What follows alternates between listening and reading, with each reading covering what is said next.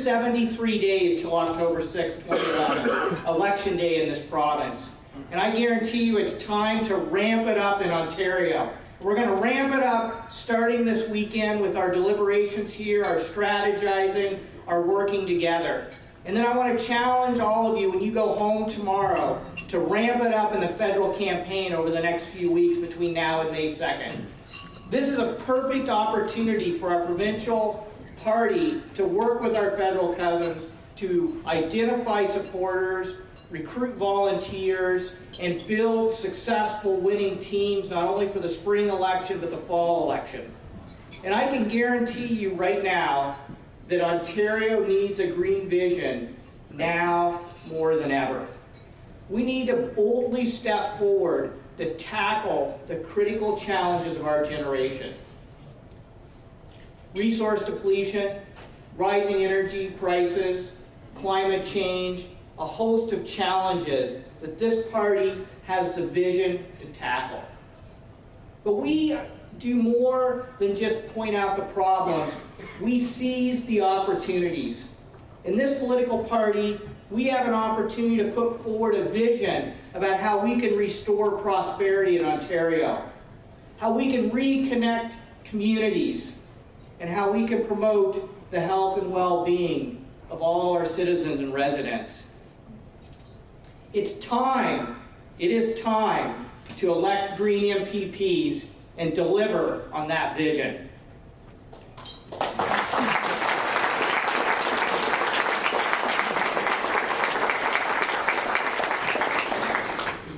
I want to be clear.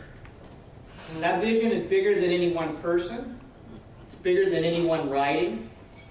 It's bigger than me. It's bigger than you. It's bigger than any of us. It's about building an organization and leading a political movement that has a long-term vision that we will take to every community in this province.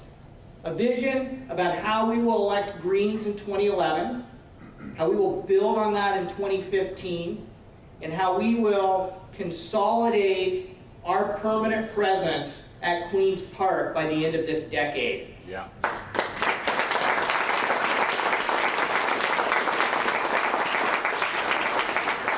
It's about a strategy that says we're going to have the tactical sense to commit to electing Green MPPs in this election, but the vision to elect Green MPPs across this province over the long term. And it's essential. It's essential that we accomplish this. I don't want to detract from the many accomplishments this party's made over the past couple decades. We've influenced policy. We even have, legislation named after us. The reality is that until we elect an MPP or an MP, we're shut out of Queen's Park, we're shut out of the media studios, we're shut out of the debates. I have literally had mainstream media tell me, we would love to write about you because you guys have brilliant ideas, but we can't because you don't have a seat. So it's absolutely essential that we mobilize and we put the effort to ramp it up so our ideas are heard in this province after the 2011 election.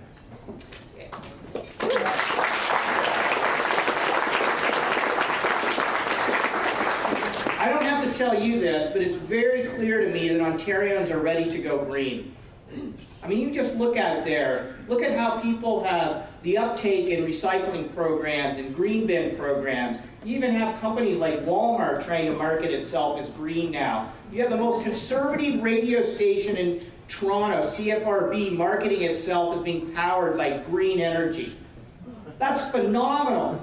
If you think about it, green has gone mainstream. And I would argue that the people of this province and the businesses of this province are ahead of the politicians, and it's time for that to change. Yeah.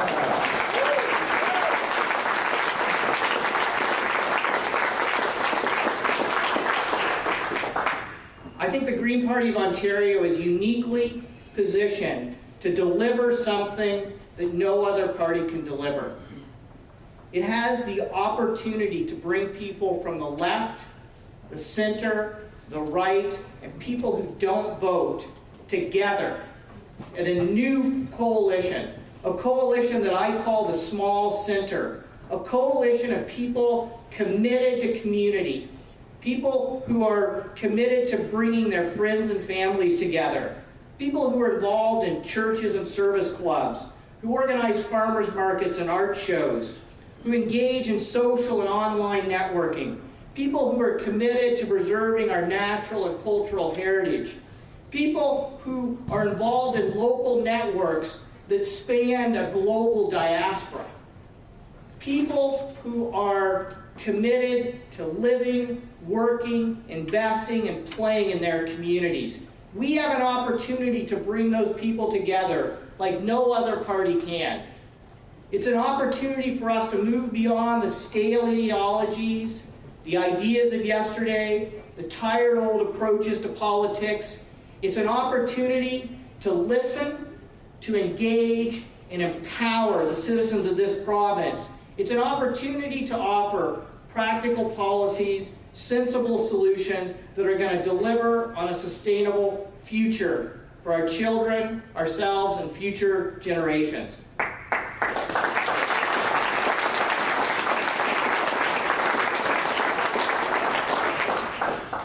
I believe, and I firmly believe, that it starts with a new way of governing this province.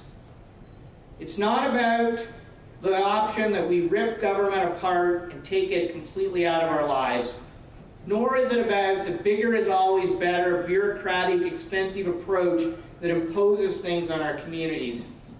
It's about a government that doesn't arrogantly dismiss people who have local concerns about their community as NIMBYs.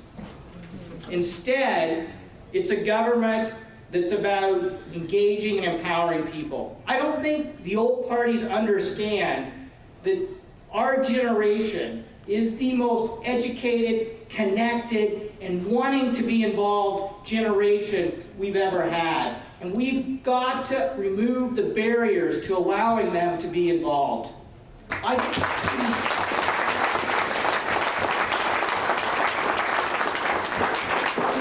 I gave a speech a few weeks ago to a rural community in Bondhead, and after the talk, a person came up to me and said, "I've been blue my whole life." And that was an amazing presentation. We got into this conversation, and he's a leader of the local agricultural organization. And the first question I asked him, I said, what policies do the Green Party need to promote that's going to benefit your community? And he just stopped in stunned silence for a second. He said, "What did I hear you just ask me?" I said, "What would work for your community?" And he said, "You know what? 2 weeks ago I met with the Premier, and the question he asked me is, what do I have to tell people to get elected?" And a week ago, I met with the Leader of the Opposition. You know what he said to me? He said, "What are the messages I need to deliver to convince people to vote for me?" And he's like, "You're the first political leader I've ever met that wasn't worried about how you can manipulate me to get my vote, but actually wanted to listen to me about the policies that were going to benefit our community." That's what separates Green Party politicians from...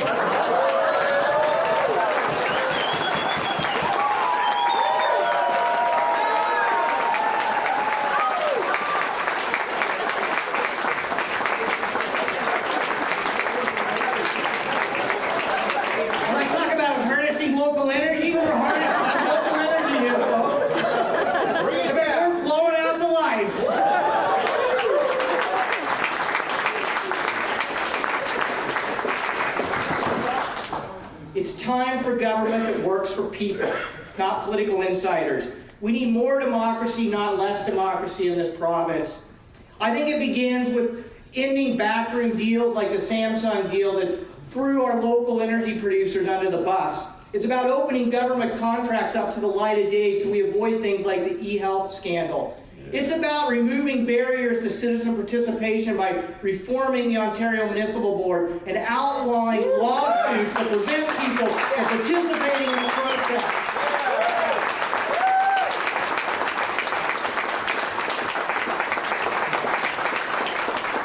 It's about taking the money out of politics by ending union and corporate donations.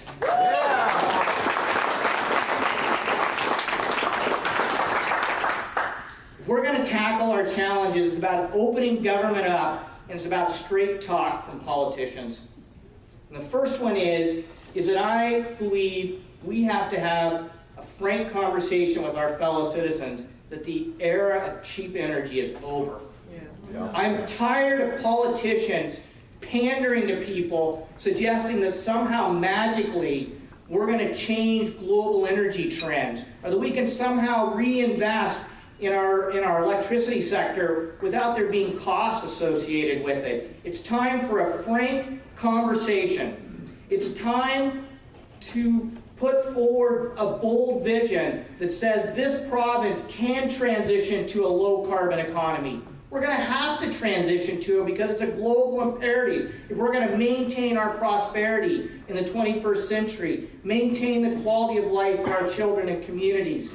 And I believe it starts by putting in place the policies to create and build strong, resilient local economies. It's about unleashing the creativity of our entrepreneurs and our workers and our community organizations to deliver on sustainable local jobs. It's about removing the one-size-fits-all regulations that put our local businesses at a disadvantage. It's about recognizing the fact that the largest group of clean tech companies on any stock exchange in the entire world is the Toronto Stock Exchange. Yeah. And yet we don't have the tools in place for Ontarians to invest in those companies. It's about ensuring that we can create what I call the localized global economy by making sure every community in this province has access to high-speed internet. And my daughter will be the first to support that one. We don't have it in our It's about recognizing that youth unemployment is at an all-time high, and that we have to address that challenge by investing in apprenticeship and co-op programs and training programs to give our youth the skills to be a part of the jobs of the 21st century.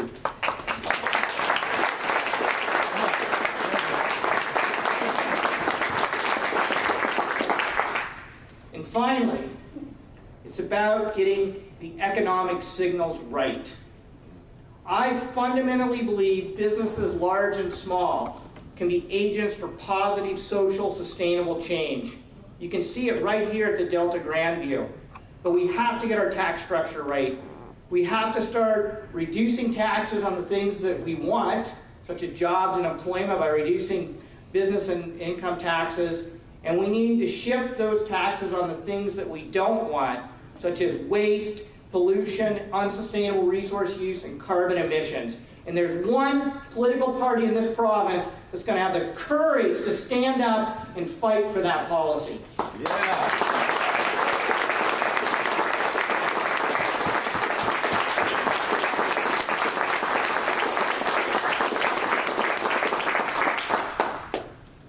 We are on the cusp of a completely new way of thinking about energy. And if we don't get it right, we're not going to maintain economic prosperity in this province. We're not going to be able to maintain our quality of life. And we are, right now, as a province, making some essential decisions that are going to affect the next 50 years of our lives. Last week, I testified at the Darlington hearings for the new nuclear plants being proposed. And I can guarantee you that if we move in that direction, it's going to lock Ontario into an expensive, inflexible source of power that's going to hamper our businesses, our families, and our communities for the next 2 generations. So we...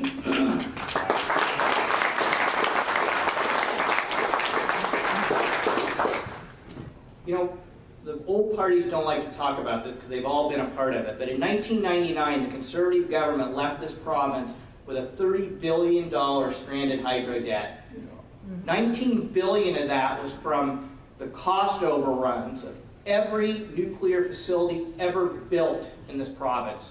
Never once has come in on time or on budget. We as ratepayers and taxpayers have paid $33 billion on that $30 billion debt. And we still owe $27.5 billion. That's like buying a house for getting a mortgage for $300,000, paying $330,000, and still owing $275,000. Is there anyone in this room that would consider that a financially prudent investment? No. Yet, we have a provincial government that says more of the same. And we have a conservative opposition whose only criticism is we've got to do it faster. There's one party that does not only criticize that approach, but is offering safe, affordable, and responsible alternatives. That's the Green Party of Ontario.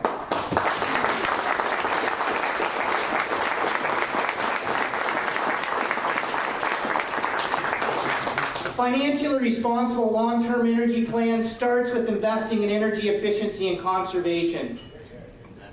A responsible long-term energy plan wouldn't have allowed the most successful conservation program this province has known, the Home Energy Savings Program, to expire on March 31st of this year.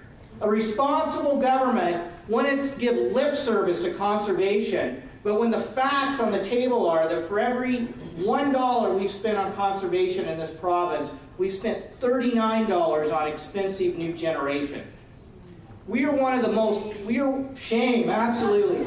We are one of the least efficient users of energy of any people on the planet.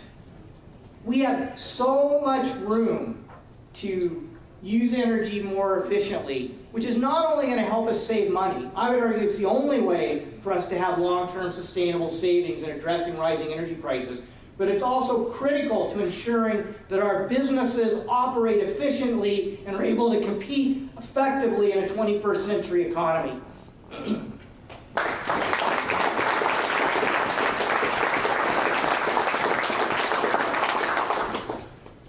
It's time for this province to have a green building program that will create thousands, literally thousands of jobs in communities all across this province, the kind of jobs that you don't export to other countries while saving us money on our energy use.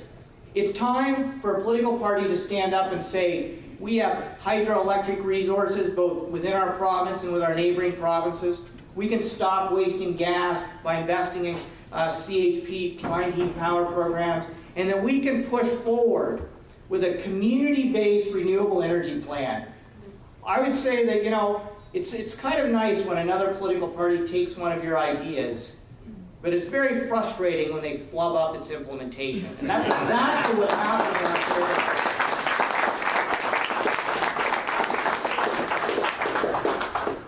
You know, the lessons we can learn from places like Denmark is that if you don't have local participation, local decision-making, local ownership, and local benefits from the development of energy projects, you won't have local buy-in. And we are going to fight to change that when we elect Green MPPs in this election.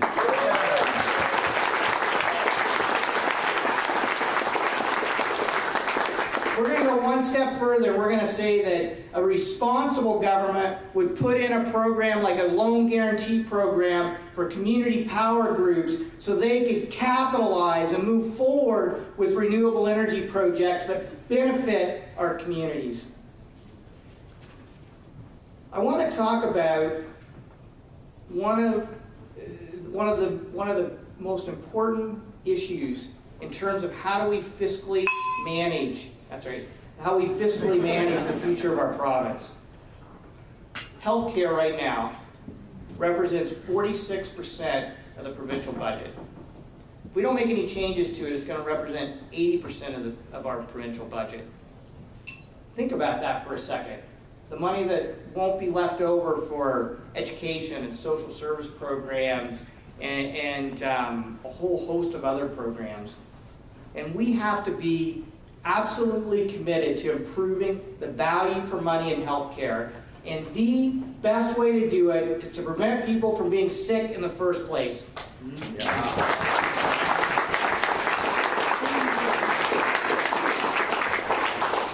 There's one political party in this province that basically says if you invest a penny in preventing illness today, you'll save $1 tomorrow in healthcare costs.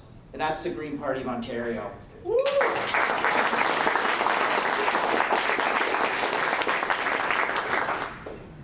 Green MPPs are going to fight to reduce toxins. We're going to fight for clean air. We're going to fight for clean water. And we're going to fight for an Ontario food and farming strategy so all of our citizens have access to healthy food, and the farmers who produce it will have viable incomes to keep farming.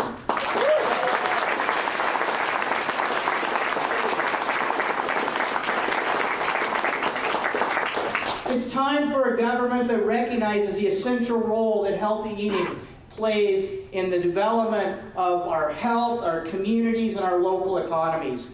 And it needs to start with a government that says we're going to lead the way by ensuring that every public institution in this province is committed to buying healthy local food from Ontario farmers.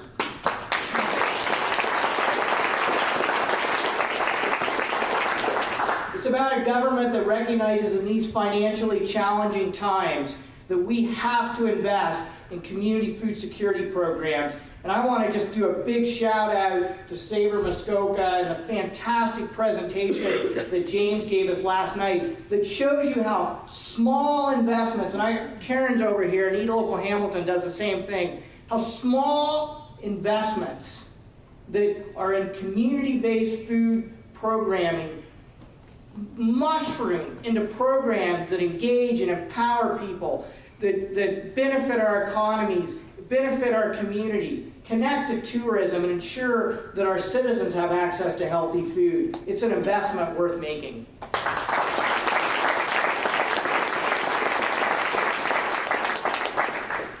There's one political party in this province that understands the essential role around land stewardship that farmers play and is advocating for compensating farmers for producing environmental goods and services such as clean air, clean water, and carbon storage, which will be essential to maintaining the quality of our environment moving forward. Finally, when it comes to health care, one of the biggest issues we face is the priority in which we spend our money. And the Green Party is going to fight for prioritizing investment in family care facilities, ensuring that all Ontarians have access to a family doctor, ensuring that we have community practices that include a multiple range of disciplines involved. Midwives, chiropractors, nurse practitioners that are operating at their full scope of practice so that we ensure that our citizens have access to quality preventative health care to keep them out of expensive hospitals. And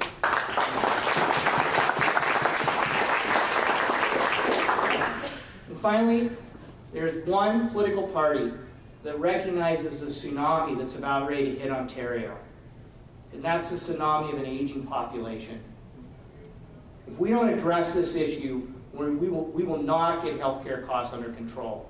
And I guarantee you right now, in my conversations with people in the long-term care sector, there isn't even a provincial strategy to address this major issue that literally is a ticking time bomb in this province. The Green Party is going to put forward policies that says we have to invest in home care, we have to invest in transitional care, we have to ensure a continuum of care to honor our seniors. We have to invest in long-term care to ensure that our seniors have access to the quality of care they need in the places where they need it at an affordable price that's not warehousing them in hospitals.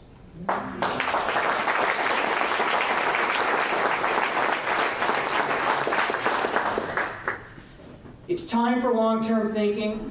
It's time for a bold green vision. It's time for sensible solutions and pragmatic policies. It's time to create jobs for a 21st century economy. It's time to harness safe and affordable renewable energy to power our future. It's time to promote access to quality, sustainable health care in all of our communities. It's time to feed our communities by supporting our local farmers. And it's time to finally deliver government that works for people. Yeah.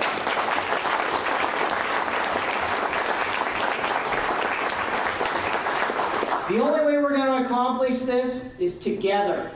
Together as a team. It's time for us to make it happen in Ontario. Ontario needs a strong green voice.